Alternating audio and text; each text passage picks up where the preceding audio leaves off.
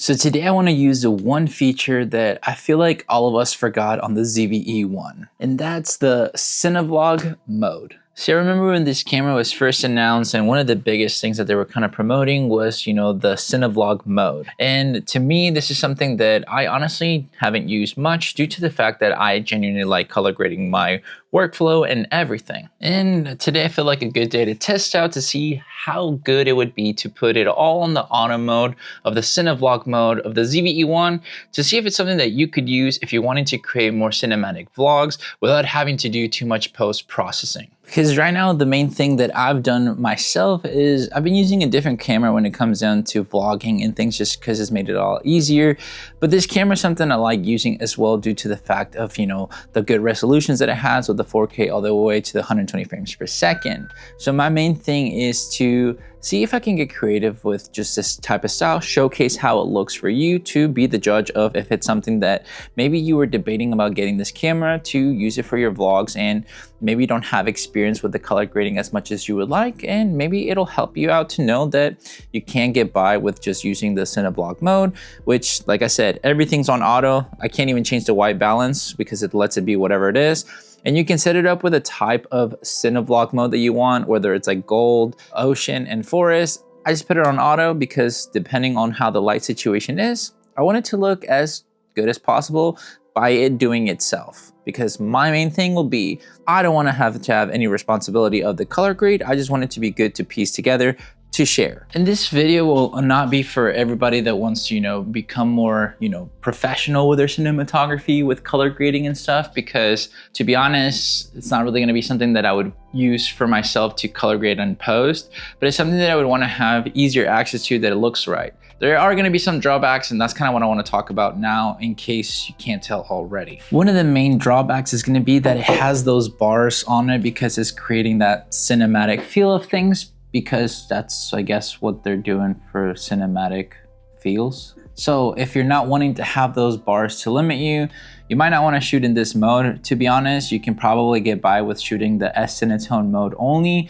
and maybe do some minor color grade in post or something like that to adjust what you need to. But if you don't mind that, then obviously you're perfectly fine. Another drawback will be the obvious, as I actually already said it, was I cannot change the white balance. So maybe it'll be fine, maybe it won't be, depending on how the light situation shifts. And obviously, as you keep moving around and the light might change around you, the white balance will be adjusting to it. So if that drives you crazy because you're maybe a perfectionist or something, that's not gonna be fun either to use, and that's understandable. That's something that for me, I like to have a consistent, white balance so that it's not changing too much with the light at all times, but more I adjust it within each frame that I'm, filming or anything like that to make it more cohesive. So that's something that you might want to look into whenever using this mode. And I guess one last little drawback that you can have is because I am shooting in auto ISO, and you can use, controlled ISO to make it more professional if you want to.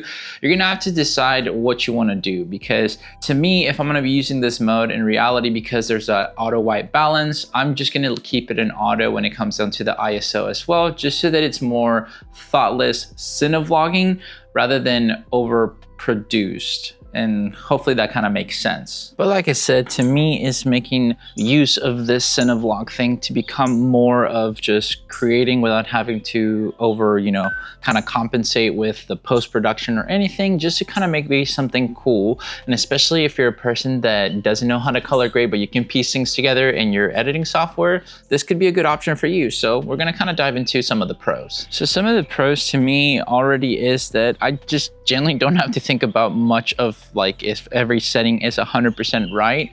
I just have to make sure my composition makes sense. And that's basically what it is when it comes down to this mode for me. And I feel like this is the reason why most people kind of forgot about it, I guess, is because they just got so focused on the 4K 120 rather than a lot of the features that you can still use for your benefit. Whether you see it as a pro or a con, obviously, it's kind of nice to have something different in a camera that you can use it for a lot of different situations, and you can kind of just know that it's smart enough to do what it needs to do and get some good results. at least hopefully, because I can't see this until I'm editing it. So you will be the one to let me know in the comments if it's looking relatively good. Because for me, that's one of the reasons why I have been using my Osmo Pocket 3 is just I can leave it on auto and it does the job how I need it to without kind of thinking it's not gonna look with high quality or anything. And to be honest, even though I shoot and log with that camera, I still have an ease of use to be able to color grade it fairly well.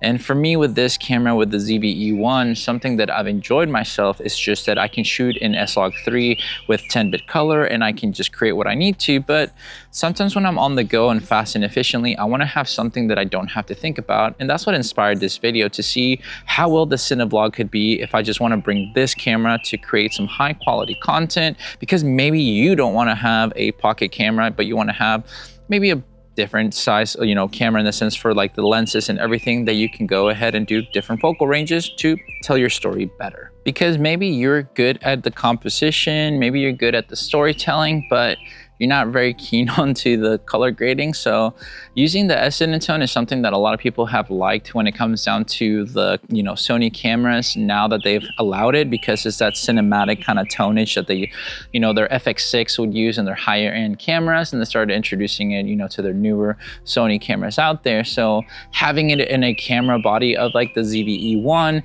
to be able to kind of tell your story with a more feel that could be seen as higher production for your audience, maybe it'll help your storytelling a lot better. And that's kind of the feeling that I have when it comes down to using the CineVlog. I mean, for me, having the bars for like, the cinematic feel of things, just like kind of that ideology that you're shooting maybe with an anamorphic. And when you see footage with anamorphic, like how I've used, even with the Laowa lenses that I've used before, it gives you a different feel. It kind of like brings your audience eye where you want it to, because the bars limit their expansion to a certain degree.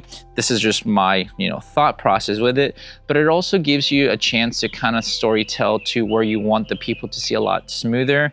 And maybe the CineVlog mode is good for that. I mean, I know it's nothing too crazy or anything, but food for thought, I guess. Food for thought. You might have a different thought about why you like the the bars for like the cinematic feel of things, or maybe you don't like them, because maybe this won't be for you then. But yeah, just my thought process. And of course, you have to have that handheld footage type of shots, and this is something that I'm showing you guys right now because it has the croppedness of it. And right now, I took the stabilization to the just standard so that it's not extra cropped in, because I'll show you what it'll look like with the dynamic active stabilization so you can get an idea. So give me a second. So this is still at 20 millimeters, and this is with dynamic active stabilization at the same length. So I'm gonna see if I can do it in camera to get rid of it. No, you can't do it when you're filming already, so sorry, but that's just how it looks. So I'm gonna go back to the other one because I don't wanna be like a floating head to you guys and being this close. All right, that feels better, but yeah, this is what it's intended to become, more vlogging type of camera, cinematically feeling, of course, right? That's the whole point of it, because look, cinematically showing you my wife's nice little garden that she's trying to grow some stuff here in the backyard. Is something different to just do in her backyard, since can't have a pool apparently. And to be honest, I don't want to have one in the backyard because too much maintenance. Every friend of mine that has one, they love it, but they also know that it's a headache and a half. But yeah, anyways, that's pretty much how the CineVlog is going, telling you stories cinematically with a vlog, I guess. Well, it's time to head back inside to keep on talking a little bit, because honestly, using the CineVlog, it's not gonna be for everybody, I know, and this is one of the reasons, to be honest, no offense to Sony, it's been a forgotten thing, because as much as it is cool to have this option, it's not gonna be for everybody, it's gonna be very niche, and I'll know this in this video because the performance of it could be great, could be bad, but at the end of the day, it's showing you an example in case you were curious, because I've had a lot of discussions with people about the ZV-E1 and the A7C Mark II. So this is a feature that the ZV-E1 has that some people might want, some people might not want, or don't care at all about it, but it's good to have as a, if you're in a pinch. Well, now that you've seen a lot of, footage using it indoors and a little bit outdoors, because I wanted to keep it as real as possible when it comes down to shooting with this mode, that, because maybe not everybody will have, lights how I have one right now, but maybe you'll have more of the natural lights or anything like that. So that's the whole point of showing just the examples, to do a video for you guys to see the ZV-E1 after all these years with this, forgotten feature that, to be honest, even I forget I have it until it's just on my screen. And I just kind of felt like using it. I felt like it was to use something different and just, have fun with it, because at the end of the day, that's the main reason why I love doing these videos, because regardless of if people watch them or not, it keeps me creative, it keeps me accountable, and I just enjoy doing them. So yeah, some videos might not be for you, some of my videos might be, and just as long as you're here, I appreciate every single one of you that decides to take a chance on the videos, on the channel, subscribing, liking, commenting, sharing with friends, or anything of the sort. But yeah, hopefully I can help you and educate in any way that I can with my experiences using certain gear, or my experiences taking photos and videos at places and locations that you might be interested in.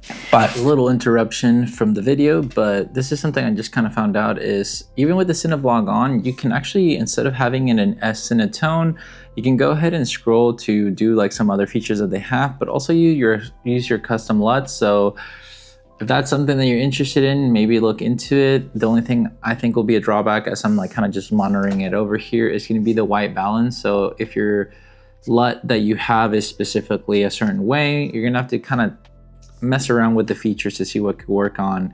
Right now, I actually just kept it without the fluctuation of the ISO due to the fact that since my LUT is for S-Log3, I think it has to follow the rules of the S-Log3, and that's what I'm guessing. So here you go. But anyways, back to the video. Just wanted to share that with you guys in case you're wondering if you only had to use the S Cinetone or whatever else they had. I would personally just use it more with the S Cinetone style due to the fact of what it, kind of faster turnaround and everything, to worry about it less, but you do you. Anyways, back to the video. Let's get real here for a second. Is this a feature that you're so keen about, so desiring, and that's the reason why you went with the ZV-E1 if you already own it? Is it something that you would get because, that's something cool that you want to own if you want to purchase this camera?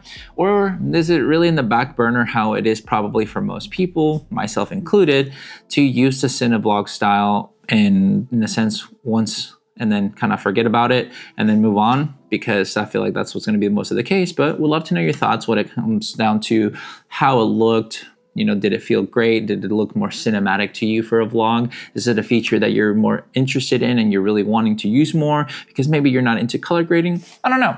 Let me know your thoughts down below. I would love to know what goes into that brain when it comes down to the CineVlog mode or not, because apparently Sony thought it was very important to have, and maybe you did too. But with all that said and done, guys, thank you so much for watching this video. Make sure to like and subscribe. Share this video with a friend. I'll catch you guys in the next one.